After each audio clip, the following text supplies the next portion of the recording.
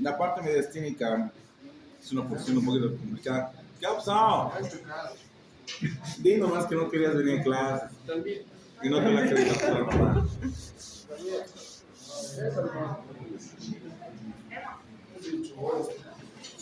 Ya, vamos de una vez. Entonces, les decía, chicos, la parte mediastínica es una región un poquito compleja, principalmente por el hecho de que, muy aparte de que vamos a encontrar elementos anatómicos, vamos a encontrar reflexiones, regiones donde las porciones pleurales llegan a unirse. Entonces, la marcación pleural es un indicativo, un signo principalmente de alteración a nivel hídrica en la mayor parte de los casos, por acúmulo de sustancia en esta región. Hemos visto que con la proyección posterior se puede estudiar correctamente la porción lateral del mediastino. Vamos a ver dos curvaturas al lado derecho y tres al lado izquierdo, fácilmente. Pero en la proyección lateral, nosotros tenemos que aprender a observar características importantes del mediastino. ¿Se acuerdan cómo se diferenciaba el mediastino por anatomía?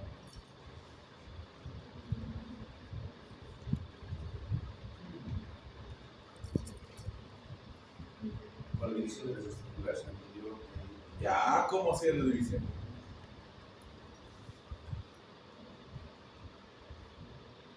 El destino superior, medio y anterior. Ya, pero ¿por dónde hacía la división? Yo se trabajo en sí.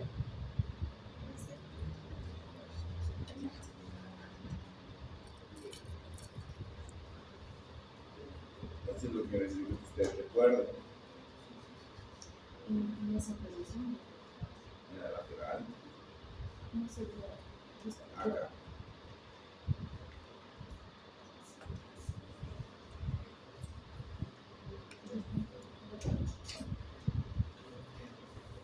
Vamos, chicos. Busquen el contacto.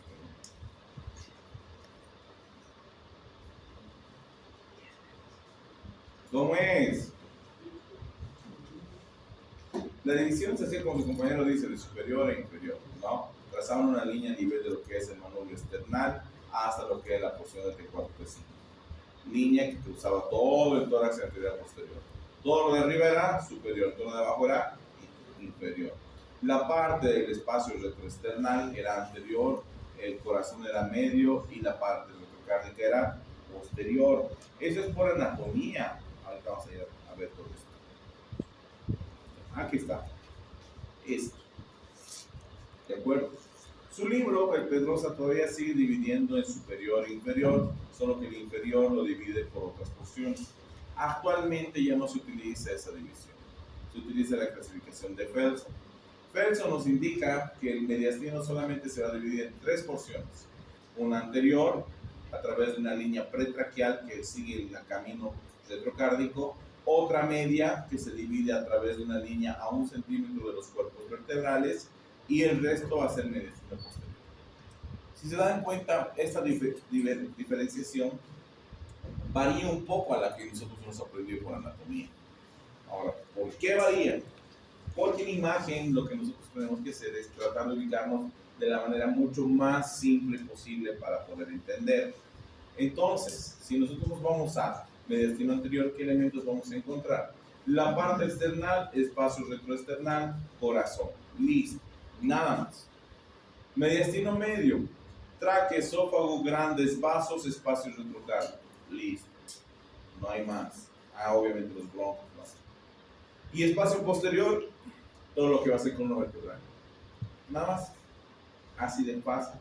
No hay otra complicación con el mediastino. ¿De acuerdo? ¿Qué? Columna. Listo. Medio, tráquea, esófago, grandes vasos, bronquios, ganglios, espacio retrocárdico. Es la manera más sencilla de que nosotros podamos dividir el mediastino para poder ubicar las lesiones. Se van a dar cuenta posteriormente. Ahora, lo que les decía, las líneas pulmonares, las líneas pleurales mediastínicas, va a ser la unión de las porciones pleurales bilaterales hacia la porción central. Si ustedes observan acá, sobre lo que va a ser el apoyo espinosa, hay una pequeña línea rodeo-bajo. Esta es una línea pleural. Si ustedes observan acá, es otra línea rodeo-bajo. Es otra línea pleural. Entonces ya son más detalles lo que nosotros tenemos que observar. ¿De acuerdo? La línea que se encuentra por debajo de la porción clavicular se va a conocer como línea de unión anterior, en la que estamos observando recientemente.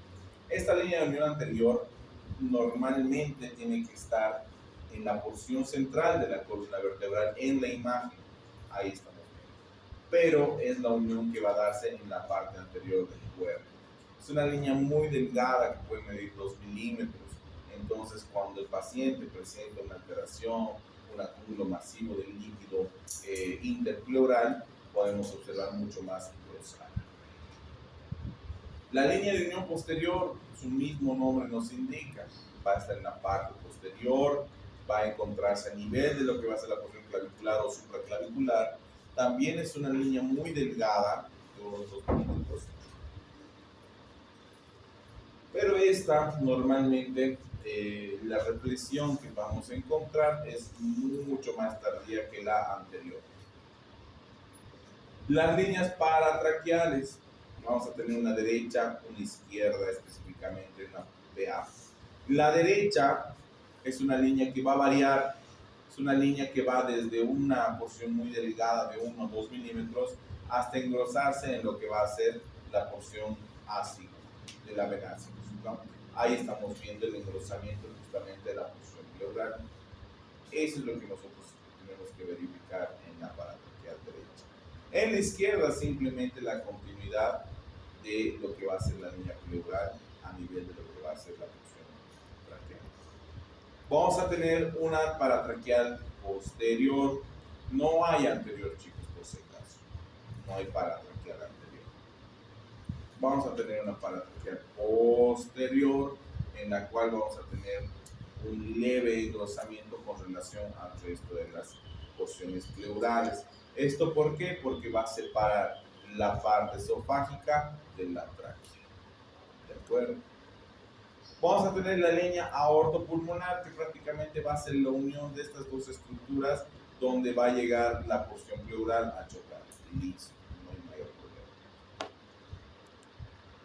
problema. La línea ácido-esofágica, otra línea que va a estar en la porción central de la columna vertebral, pero esta va a estar en la parte inferior, muchas veces llegando al diafragma. Si ustedes se dan cuenta, no es una línea recta, es una línea oblicua con relación a lo que va a ser la columna vertebral. Ahora, esta línea es una línea bastante importante cuando nosotros llegamos a ver patologías como lo que va a ser la acalasia. ¿Qué es la acalasia? ¿Quién me dice?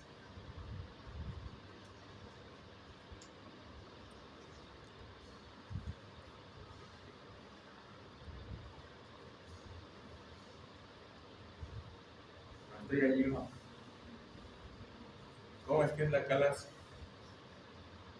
Es una patología que se conoce en fisiología.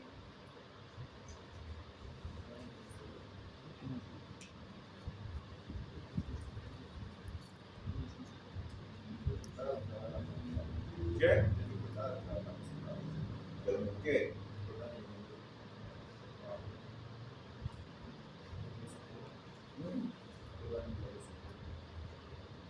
¿Pero por qué? Es puro congénito. Una esponja.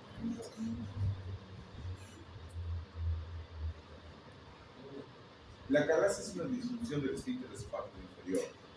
Lo que nos produce va a ser una dilatación preestenótica. ¿A qué me refiero? Si el esfínter esofágico inferior va a estar acá, la dilatación va a estar acá. Entonces, la dilatación prácticamente hace que el esófago se dilate y vaya más que todo hacia el lado derecho. ¿Por qué va normalmente el esófago hacia el lado derecho? ¿Quién sabe?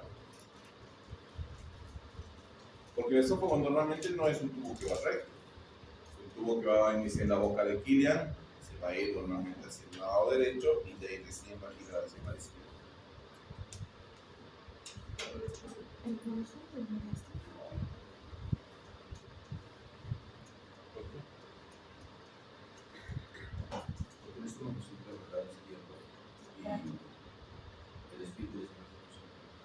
Pero eso ya es debajo del diafragma. Es otro espacio. Anatómicamente, ¿qué tiene el esófago que no hace que sea un tubo recto?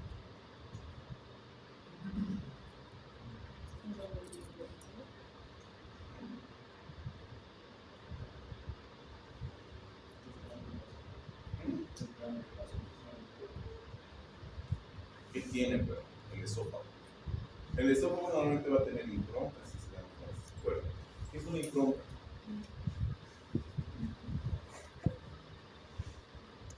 Antes de que me suicide.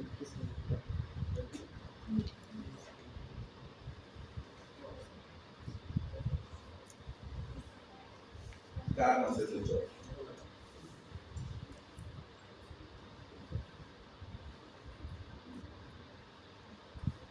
¿Qué es una impronta? Todos buscando en celular, tal. Una impronta va a ser la marcación que va a tener un tejido adyacente sobre el mismo órgano. Normalmente el esófago no es un tubo recto, es un tubo donde vamos a tener algunas estenosis fisiológicas justamente por la impronta. Vamos a tener 2 cervicales, 3 torácicas y una toracoabdominal principalmente.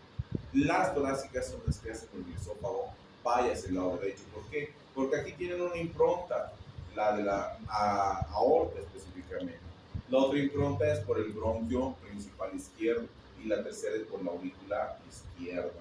Entonces eso hace que el esófago recorra hacia el lado derecho para que de ahí recién surja el giro para el lado izquierdo. Entonces, por eso es que si ustedes se dan cuenta, la línea cicloesofágica viene de derecha a izquierda. Entonces esta línea se traslada cuando el esófago comienza a crecer. Va mucho más allá del lado derecho. Chicos, todo tiene relación muchas veces anatofisiológica. El pedículo vascular es una marcación radiológica que tiene que tener muy en cuenta. Se va a formar entre la vena cava superior y la subclavia izquierda.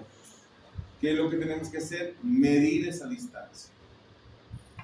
Esta distancia normalmente tiene que ir entre 55 y 58 milímetros. En su libro habla, si no me equivoco, hasta los 60 milímetros, que no habría mucho problema. ¿Qué es lo que nos indica esto? Esto nos indica que su paciente está con una sobrecarga de líquido.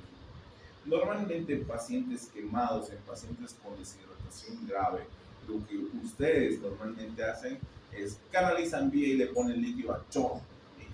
No está mal, está bien, porque ese paciente comienza a perder líquido. Pero ¿qué es lo que pasa? En vez de ayudarle, muchas veces no calculan correctamente la cantidad de líquido, ¿qué es lo que van a hacer? Arruinar la función renal, van a producir una congestión vascular, y la congestión vascular es la que nos va a marcar como una imagen predeterminada de que su paciente está con una sobrecarga de líquido. Entonces es importante que nosotros aprendamos a tratar de medir lo que es el pedículo vascular. Muchas veces no lo hace y su paciente termina con injuria renal. Entonces tienen que tener cuidado por esa situación. Otra línea, dime. ¿Cómo se hace una radiografía? Claro, agarras tu reglita, ves bien. Claro. No necesitas más. Nunca han medido un índice cardiotorácico, por ejemplo. Nunca no han avanzado en fisiología eso. Índice cardiotorácico. Claro, pues. Es que la radiografía es donde tú tienes que medir. Agarras la reglita, vas de línea cava superior, del borde de tu reglita, hasta el otro lado donde va a ser la subclavia izquierda, y eso mides. Por ejemplo, el índice cardiotorácico. ¿Les hemos hecho con ustedes el índice cardiotorácico? No, vamos a hacer igual. ¿Qué es lo que haces? Mides, agarras tu reglita, lado más exterior del lado derecho del corazón, lado más externo del lado izquierdo del corazón, mides todo lo que va a ser el diámetro del torácico y sacas mediante fórmula. En este caso no necesitas fórmula, porque es una sola medida. O sea que tienen que tener regla. Sí, sí. ¿Ya? No es la gran cosa. ¿No? Uno dice, ¿cómo va a medir? No, agarra su rendimiento. A otra línea, la línea aórtica descendente. Obviamente choca con lo que va a ser la parte pleural, pero específicamente no llega a observarse en la radiografía. Simplemente vamos a ver una interferencia entre la aorta pulmonar y la aórtica descendente. ¿De acuerdo? A nivel de lo que va a ser la parte de la silueta cardíaca, nos va a delimitar bordes, ya sabemos, ¿no? Principalmente del lado derecho y del lado izquierdo. A nivel de la columna, también vamos a encontrar líneas, porque no solamente va a estar en la parte anterior y la parte pleural, sino también en la parte posterior. Estas líneas simplemente nos van a marcar como una pequeña unión entre las vértebras. ¿De acuerdo? Ahí está.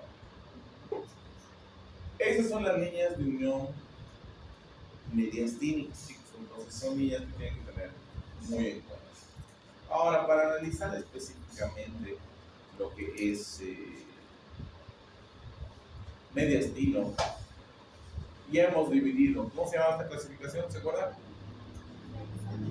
Felson. Cuando nosotros vemos Felson, tenemos que ir a tomar en cuenta cada función específica. A ver,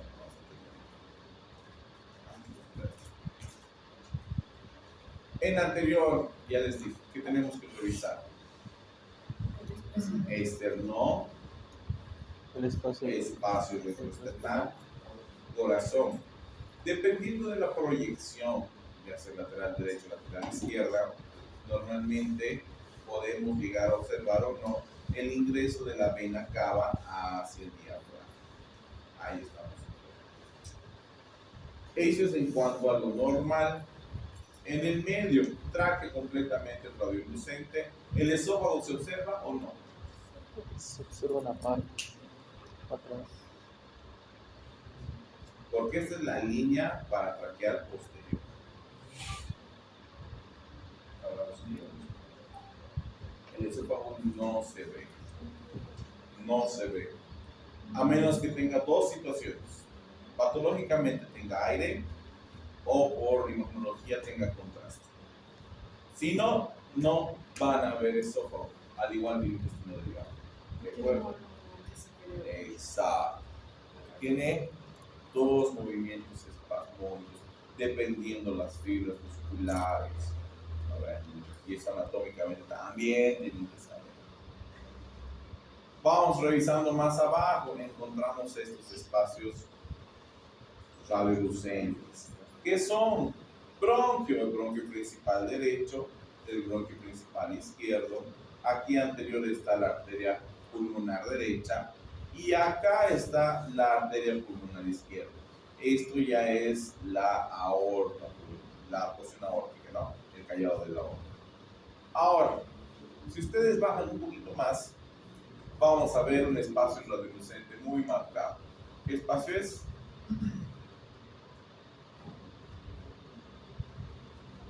Si está del corazón detrás. Es otro cardio. Eso, tan fácil.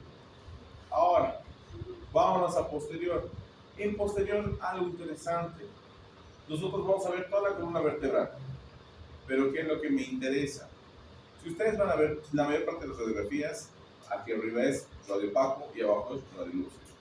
Más radiopaco, más radiolúcido. Más radiopaco, más radiolúcido. No.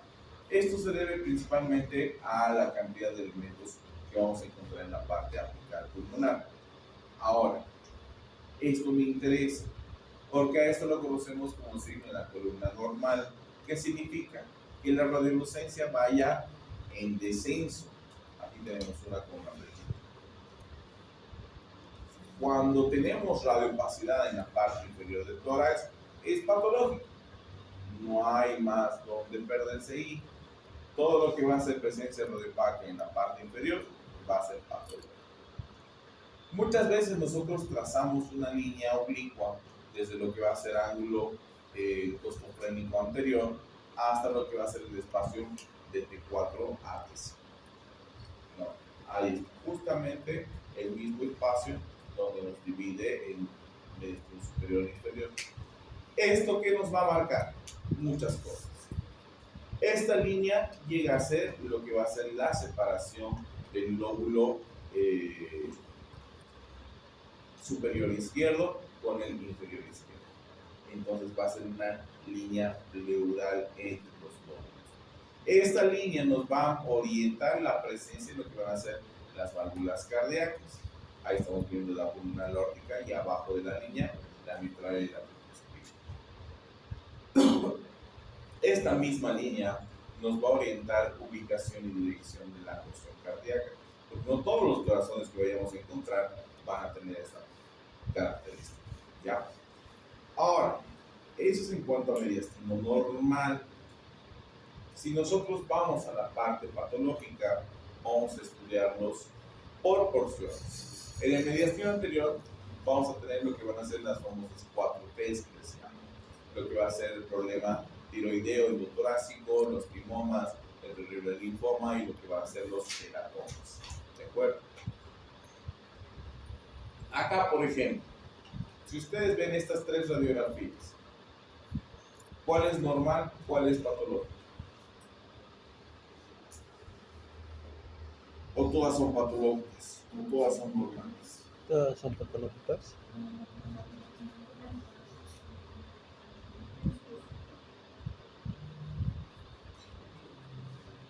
Todas son patológicas. ¿Cómo es?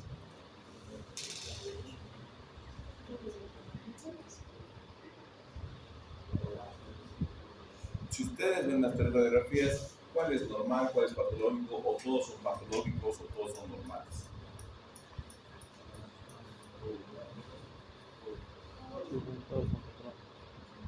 ¿Todos son normales? Patológicos. ¿Todos son patológicos? Sí. Sí. Ese es normal, ese es normal, ese es patológico. ¿Qué es lo que pasa? Cuando tenemos pacientes pediátricos, los pacientes pediátricos tienden a que el área cardíaca y mediastínica sea mucho más amplio de lo normal, más grande. ¿Por qué? Porque sus respiraciones son más. No. ¿Qué? Frecuencia no. ¿Qué? Los recién nacidos también tienen una carga muy grande. ¿Por qué? Porque se respira más rápido que los adultos. Respirar más rápido, ¿cómo haría que tu corazón crezca en la imagen? Los cardiólogos. A ver, ¿puede crecer el corazón?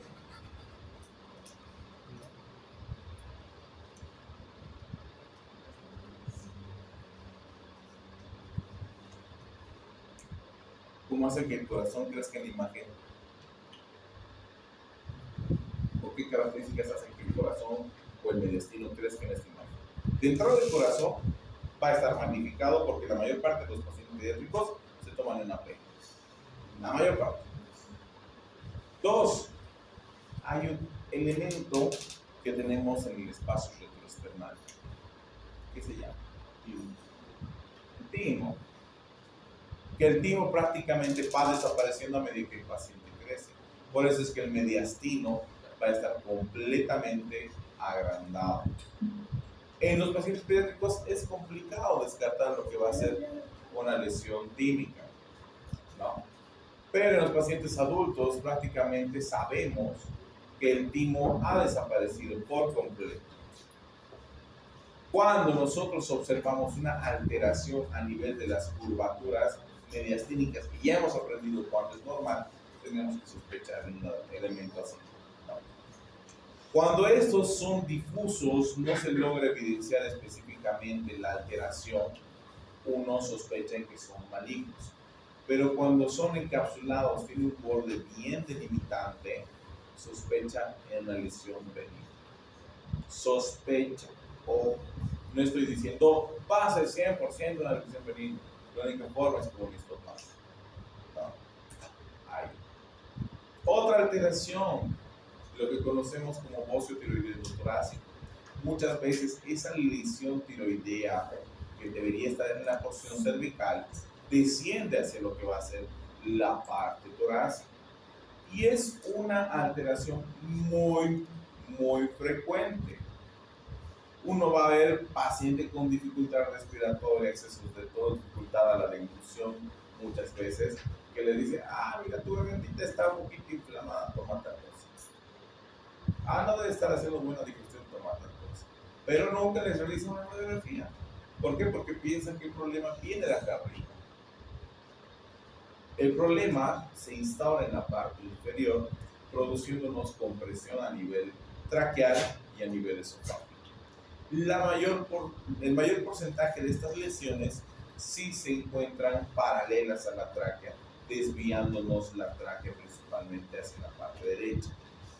En cambio, el resto puede encontrarse con mayor dificultad entre la tráquea y el esófago.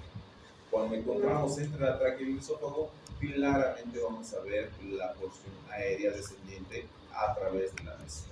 ¿De acuerdo? Entonces se considera un bocio tiroideo torácico haciendo los estudios complementarios necesarios. ¿Qué es un teratoma? ¿Quién sabe?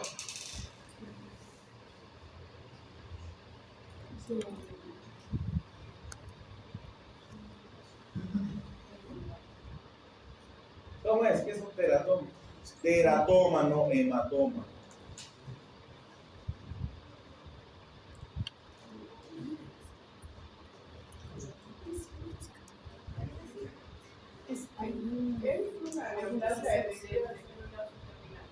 Eso muy bien, aprendí a leer. ¿Cómo es que estás?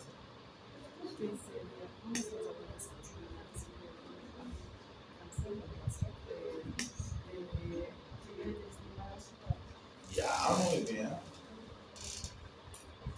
Pueden ser tumores que están formados con distinto material genético, como pelos, uñas, dientes. Ya, muy bien también.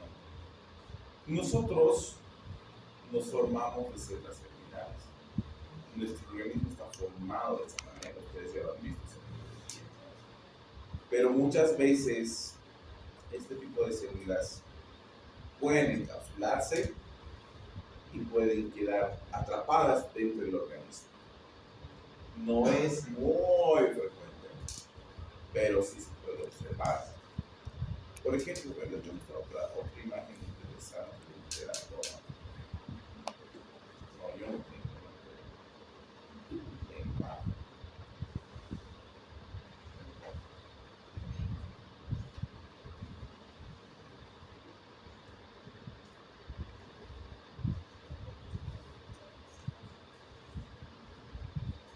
Aquí, por ejemplo, ¿qué les llama la atención?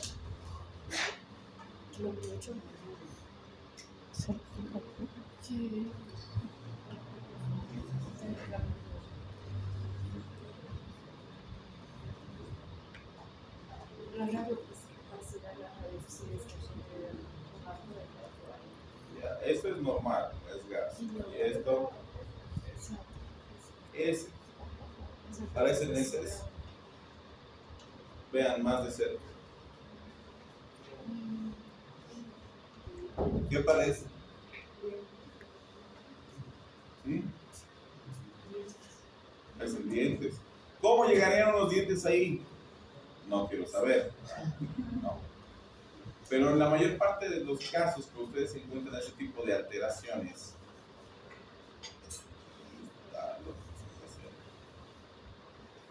justamente como mencionábamos, son células germinales.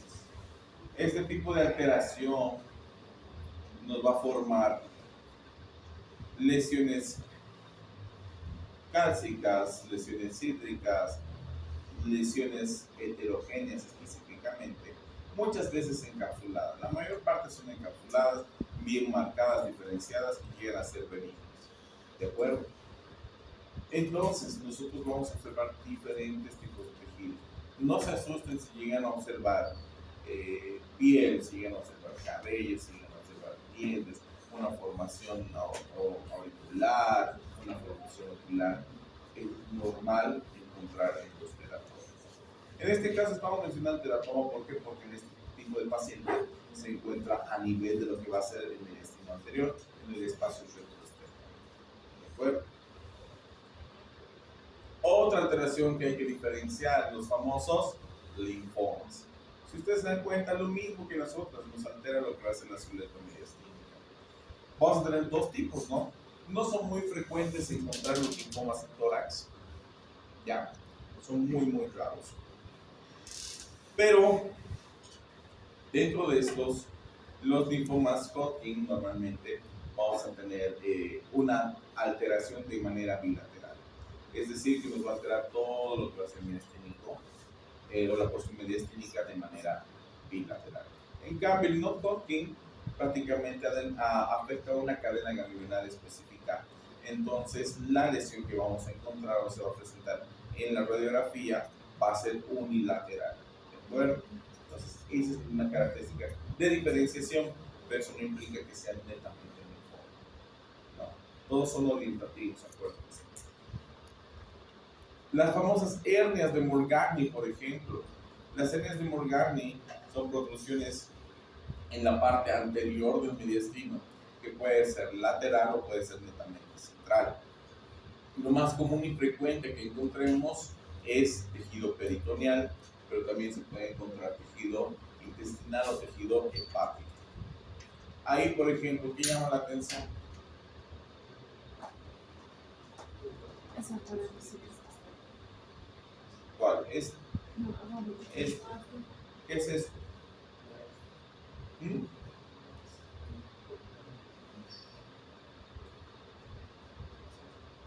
¿Qué debería estar ahí?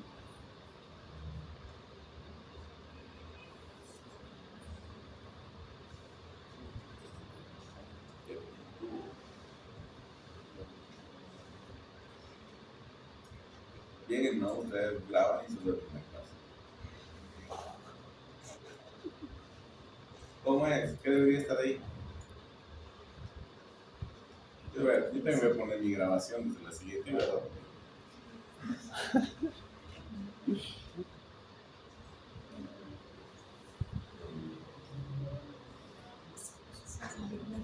¿Qué debería estar aquí? ¿Por qué está radiolúcido? No debería haber radiolucencia.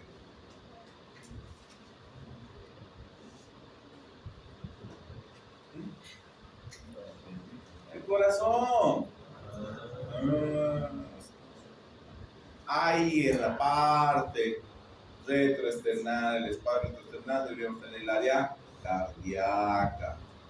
¿Vemos corazón aquí? No. ¿Qué estamos viendo? Un área radiolucente. ¿Qué es lo que ha pasado? Ha habido una migración de lo que va a ser el tejido, en este caso colónico, hacia la parte anterior del mediastino. Por lo cual resulta que hay defectos de más, está empujando la parte colónica a lo que va a ser el corazón, hacia la parte posterior, ¿no? Si ustedes se dan cuenta, aquí sí vemos tráquea y vemos esófago. ¿Por qué? Porque al ser desplazado el corazón, la parte del ventrículo, la aurícula izquierda, llegan a comprimir el esófago y prácticamente queda acúmulo de aire. Listo. Entonces, nos producen bastante alteración de esta persona. Vámonos al mediastino medio. En el mediastino medio, como hemos dicho que tenemos grandes bronquios, grandes vasos, lo que nosotros esperamos encontrar son alteraciones a este nivel. Lesiones como los aneurismas de aorta, aneurismas a nivel de lo que va a ser la parte pulmonar, o quistes a nivel de lo que va a ser la parte bronquial traqueal. Una de las características son los famosos quistes broncogénicos, ¿no? La única diferencia que nosotros tenemos que tener en cuenta es que estos los vamos a encontrar para traqueal, principalmente, o para carina. Ahí en la carina o en lo que va a ser en los bronquios principales. ¿De acuerdo? Ahí estamos observando uno bastante grande. ¿Qué es esto? Está en el callado de la aorta, un aneurisma gigante de la aorta, ¿no? Que normalmente puede haber disección. Ahí estamos viendo en lo que va a ser la aorta del centro.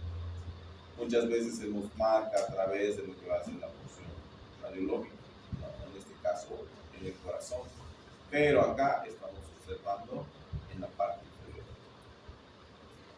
Ahí estamos viendo una imagen de acalasia. Normalmente la acalasia se llega a observar con contraste pero en este caso está marcada la alteración que podemos observar. ¿Qué línea es la que está marcando la flecha?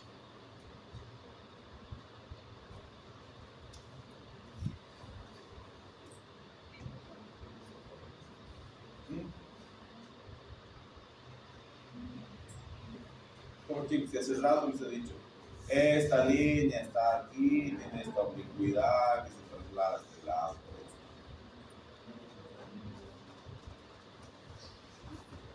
¿Qué línea pleural mediastínica es? Eso, asigoesofágica. Ahí está la línea asigoesofágica. Normalmente la calasia, como sabemos, es una disfunción del esfínter esofágico inferior, nos va a producir una dilatación del esófago. Y como prácticamente el esfínter esofágico tarda en abrirse, en este caso, o en relajarse, ¿qué es lo que va a pasar? Acúmulo de sustancia. Si ustedes ven, tenemos un nivel hidroaéreo característico, aire líquido. Eso nos indica que hay acúmulo de elementos que nos está produciendo la dilatación del esófago. Claro. Otra alteración, prácticamente el crecimiento de las áreas cardíacas puede producir compresión hacia la parte posterior, en el caso, por ejemplo, del esófago. No. Normalmente, vamos a ver más adelante cuando veamos netamente cardio, que hay medidas específicas para que nosotros podamos entender cuándo es un crecimiento o cuándo no. ¿Ya? Esto no debería estar aquí, pero está aquí. Acá, por ejemplo, estamos observando calcificación del área cardíaca. ¿Se dan cuenta? La calcificación. Esto es lo mismo, pregunta para ustedes. Ahí está su calcificación.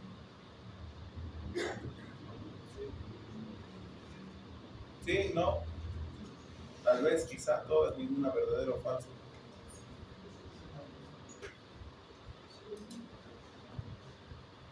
Vean.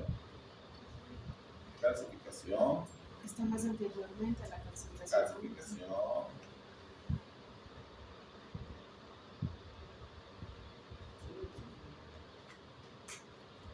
Es lo mismo. ¿Es lo mismo?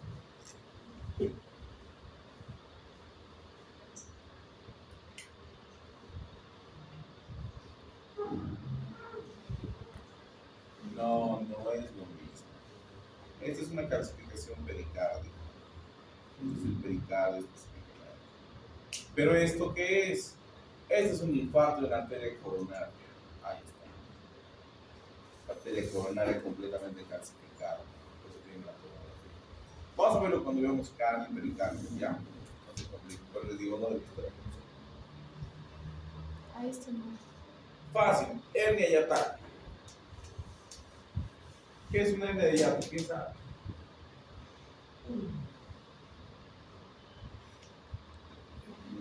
¿Nadie? Puede dar en recién nacidos. ¿Qué más?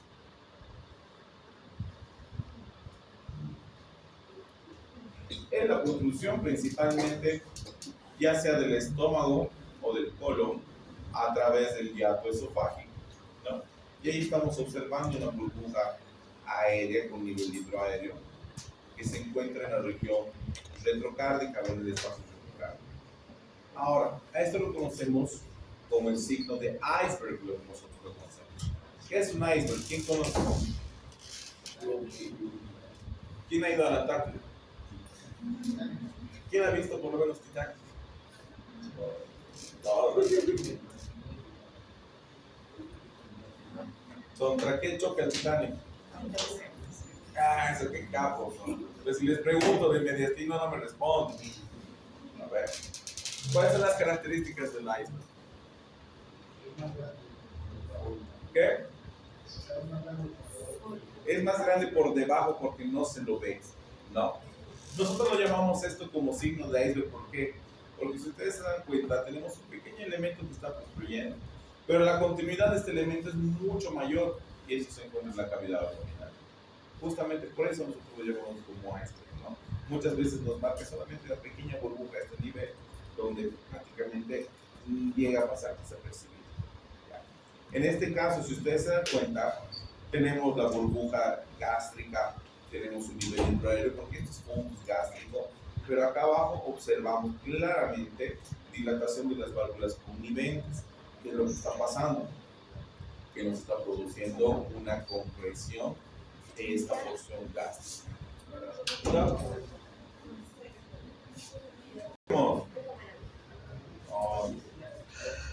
Desde la siguiente vamos a hacer algo interesante. Vamos a determinar un estudiante por clase que se vaya a parar a la puerta del baño y cobre. ¿Lo ven? Por tiempo, justamente. Entonces, en mediastino posterior, lo que más presenta son lesiones a nivel del tejido nervioso. Porque ya hemos visto que en el posterior lo único que nosotros vamos a evaluar va a ser columna vertebral, ¿no? Ahora, algo que nos interesa ver es salidas de las raíces nerviosas. Pero, si ustedes leen acá, vamos a tener diferentes tipos de alteraciones neurológicas tumorales. Los schwannomas, neurilenomas, neurofibromas, ganglioneuromas, neuroblastomas, que son los más comunes, no se pueden diferenciar entre sí, ¿de acuerdo? Por radiografía ni por tomografía. Si ustedes observan acá, lo único que vamos a hacer es detectar en qué región está. Vemos radiografía PA de tórax, vemos una radiopacidad muy marcada de bordes bien delimitados cerca o paralelo al mediastino derecho. ¿Qué signo tiene? Ya conocen ustedes. ¿Positivo o negativo? Negativo. Claramente se ve el reborde mediastínico, ¿no? Pero algo que necesito que ustedes vean es esto. Ahí y ahí. Son imágenes radiolucentes del bronquio principal derecho y sus aperturas bronquiales. Si ustedes se dan cuenta, cuando nosotros observamos eso, ¿qué significa? Que el bronquio está mucho más antes de lo que va a ser la masa. Entonces, ¿dónde está esa masa? Ahí está el mediastino posterior. Y justamente acá es el bronquio principal derecho. Eso es lo que nosotros estamos viendo por planos, ¿de acuerdo? Una orientación del famoso schwannoma o neurilenoma es que normalmente este crece de manera transversal más rápidamente que lo que va a ser el ganglioneuroma, que crece de manera longitudinal. ¿Ya? Esa es una pequeña característica que normalmente nosotros tomamos en cuenta cuando hay un control de crecimiento. ¿De acuerdo? Pero eso no implica específicamente que sea un ganglioneuroma o un schwannoma. Ahora, algo que por ejemplo nosotros tenemos que tener cuidado, les dije lo que va a ser el signo de la columna normal. Acá abajo hemos dicho que no debería haber radiopacidad, pero en este caso, en este paciente, ya hay radiopacidad.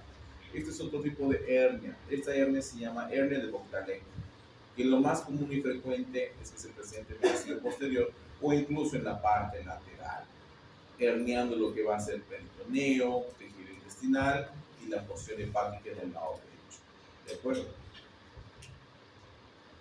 Hasta ahí nos estamos complicando cada vez un poquito más, pero tampoco están haciendo lo que les he pedido, que pasen anatomía, que pasen fisiología. No puede ser que me digan que porque uno respira más, el esófago se va a dilatar, cosas así. No, bueno, no tiene relación. Entonces, tengan en cuenta toda esa situación, chicos. Están a la mitad de ser médicos. Ustedes se equivocan en su paciente se puede morir. ¿Y qué le van a decir a las personas? Por ahí era la mamá de tu compañero de la universidad.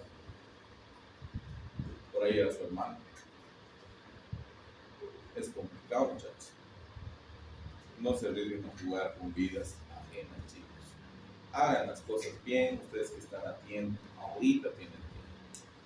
Quieren ser buenos médicos, sean buenos médicos. No van a dormir, pues, muchachos. Lamentablemente, si quieren ser buenos médicos. Pero estudien, realmente estudien, pero a conciencia. ¿De acuerdo? ¿Alguna otra duda, queja, sugerencia, reclamo, opinión o algo que vendan? Nada, ya, vamos a poner reglas, chicos, porque muchos están aprovechando.